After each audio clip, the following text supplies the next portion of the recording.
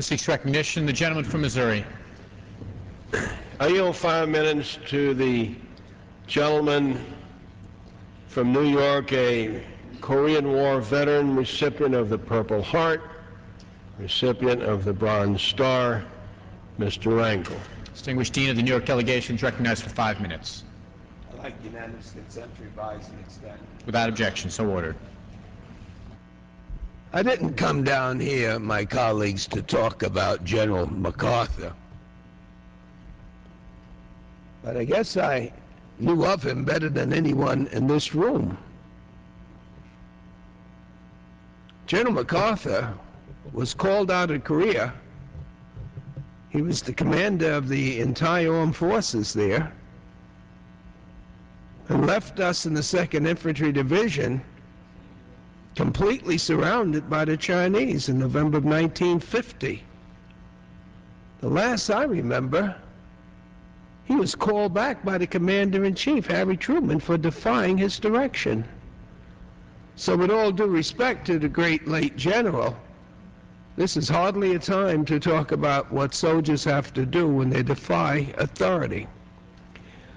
I want to thank those who've given us an opportunity today to express ourselves on the question of life and death. Very few people have this responsibility. Yet those here in this House, you didn't get elected to do this, but today you have to decide whether or not you want this war to continue and how many people have to die before it is stopped.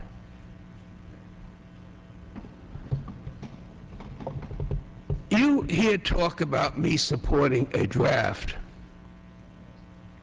but I challenge anyone to tell me that their feelings about this war in Iraq would not be different if they thought that their loved ones, their family, their community would be placed in harm's way. Whether you're for or against the war, or no matter how you voted, when you see the casualties mounting up, when you visit the hospitals and see young, dedicated people without their skulls, their faces, their legs, their arms, you don't have to know any of these kids to stop crying.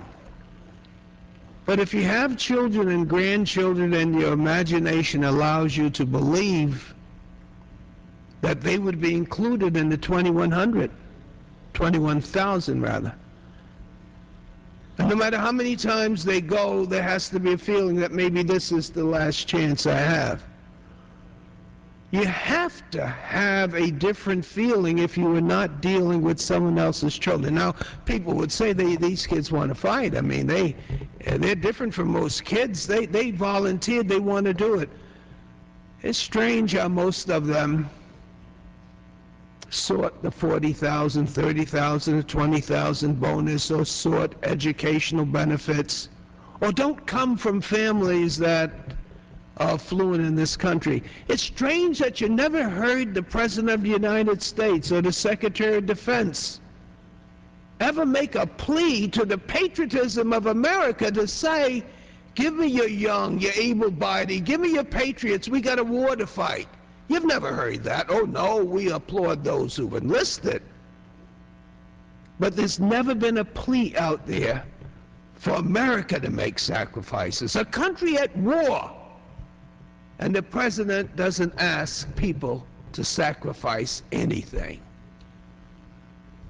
Well, my son, the Marine, got out of the Persian Gulf. He's out, and he too enjoyed the GI Bill. But recently, I attended a funeral in my district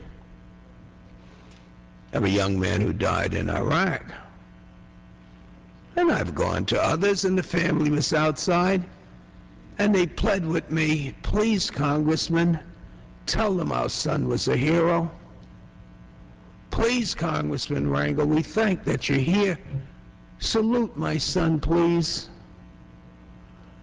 And I've gone to these funerals before. Most of these young men and women were Marines. So I was so used to seeing this blue uniform with the red stripe. And the family actually walked me to the coffin, and my knees buckled. Why? Because as sensitive and as passionate I am about the loss of life, instead of seeing a brown-skinned Dominican in a Marine outfit, I saw a soldier about 20 years old. I ask unanimous consent for 1 minute. I ask unanimous consent for additional minute. The gentleman yields one additional minute. Yes. I saw a soldier about 20 years old in an Army uniform, not a Marine uniform. And guess what? He looked just like me. I asked my colleagues to try to figure if you were involved as an individual, as a kid, or your family was involved, that this great country and this great Constitution has given you the right in your hand to determine who lives and who dies. You can't make a mistake in supporting this resolution. It's not going to hurt our beloved warriors. It's going to help our country. It's going to help them. And it's going to make us proud one day to be able to say, when asked, what did you do when this was going on in the world? And your Congress was asked.